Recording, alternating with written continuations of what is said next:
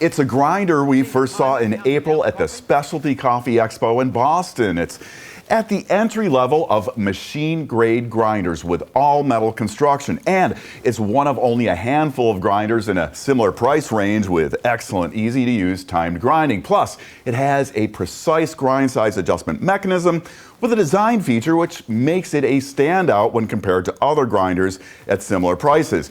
Coming up, more on that when we take a look under the hood. I'll also have a look at informal test results for grinding speed, grind retention, and timed grinding dosing weight consistency. Hey, espresso lovers, Mark here from Whole Latte Love with an in-depth look at the new Faustino grinders from Rocket Espresso. As I mentioned, I first saw this grinder at the Specialty Coffee Expo back in April. The look of the Faustino really got my attention. I love the thick aluminum slabs which carry through from the top plate to the portafilter holder and the base plate. It's a contemporary presentation in a small package. It's just 15 inches tall with clean lines to complement modern decor. It comes in matte black, chrome, and apartamento copper or white. The apartamento variations are meant to mirror design elements of Rocket's compact apartamento heat exchange espresso machines. For me, beyond the pleasing style, it's very important to keep in mind there are just not that many machine-grade grinders at a similar price point to the Faustino, and even fewer with precise and programmable timed grinding that's actually really easy to use. If machine-grade construction and easy-to-use timed grinding are important to you, then the Faustino is worth a look. The Faustino uses a 50mm hardened steel burr set. That's a decent size, a full 25% larger than the 40mm burrs if you step down to a grinder like the appliance-grade Baratza Vario. The next big step up from the 50s are 63mm burrs, or maybe 65 like you'd find in Rocket's Fausto grinder. Now, the Faustino is the Fausto's little brother, with Faustino translating literally to Little Fausto. To move up to a grinder with burrs in the 60s and digital timing, expect to pay another $300 or so. So, what does the Faustino do well? Well, aside from looking good, it's very quiet when grinding. Here, just take a listen. Also notice the distribution of grinds into the portafilter. The dosing funnel delivers grinds centered into the portafilter. Grinds tumbling through the funnel helps reduce static and clumping. You get these beautiful fluffy grinds and little mess, so you gotta love that. The aluminum slab portafilter holder may allow for hands-free grinding depending on the type of portafilter you're using. Now, most Rocket portafilters with spouts oriented in this direction, they're gonna work hands-free. For others, you may have to hold while grinding. The holder is adjustable up and down with about a ½ inch of travel and mounts to rubber insulated retaining nuts which help with sound isolation.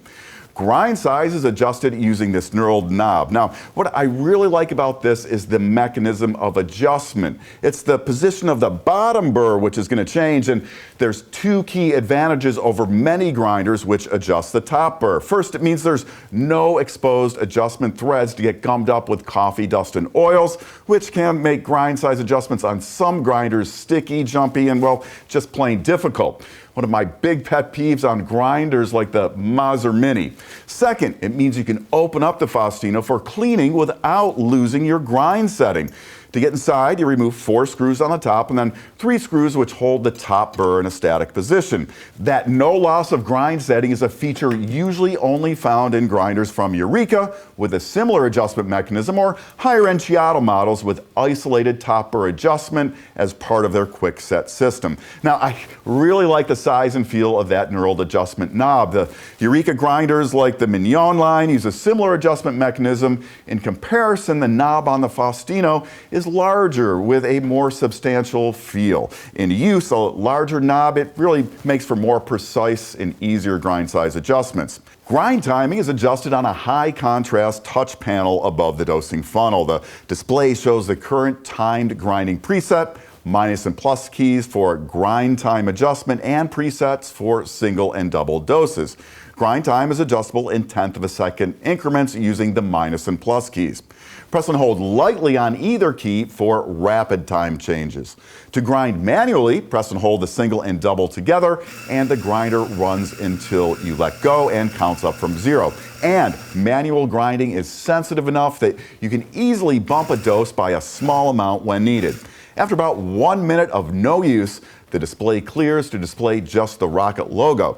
To reactivate the display, just touch that R. As I mentioned earlier, timed grinding on a machine-grade grinder at this price is rare, and I have to say the interface of the Faustino is among my favorite at any price. The screen is angled up for easy viewing, has high contrast. Adjusting grind time is simple with no press to save required, and the touch panel is sensitive. During grinding, you can interrupt grinding by pressing and resume where you left off in a time cycle by pressing again. So let's take a look at results of my informal testing for timed grinding dose weight accuracy and grinding speed. To get there, first I dialed in a 17-gram dose to espresso grind size to produce a double shot in about 25 seconds. While dialing in, I came up with a grind time of 12.3 seconds to get my 17-gram dose. I then ran that 12.3 second grind cycle 10 times. Here are the finished weights for each grind cycle. The average weight dispensed was 16.83 grams. The largest deviation from the average dose was 0.7 grams, and the average deviation was 0.37 grams. To get average grinding speed, I took the total weight dispensed in those 10 cycles and divided that by the total grinding time of those cycles and got an average grinding speed of 1.37 grams per second, rounding to the nearest hundredth. Now, the grinding speed is not particularly impressive. It's similar to what I'd expect from a grinder like the Baratza Vario. What I did find impressive was the average time dosing weight deviation of less than 0.4 of a gram. That's very close to the performance of much more expensive grinders. And for reference, plus or minus 0.4 of a gram in a 17-gram dose is a change of less than 2.5%. Now, if you can taste that, I want to have a talk with you.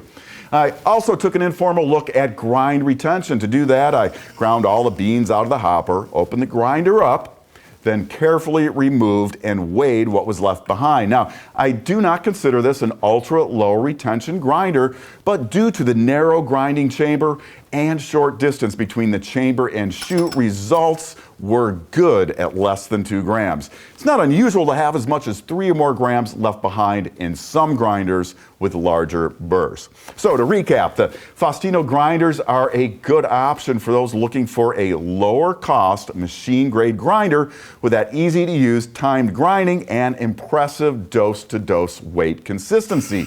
They are not as speedy as some grinders, but giving up a little speed reduces noise and likely helps produce those consistent results.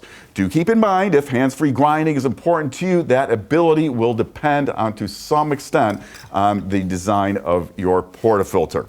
Rocket Espresso's Faustino grinders are available now in matte black, chrome, and Apartamento-styled copper or white. If you have questions about these grinders or anything coffee, use those comments and I'm going to get you some answers. I'm Mark. Thanks for watching. I hope you subscribe and come on back soon for more of the best on everything coffee, brought to you by Whole Latte Love.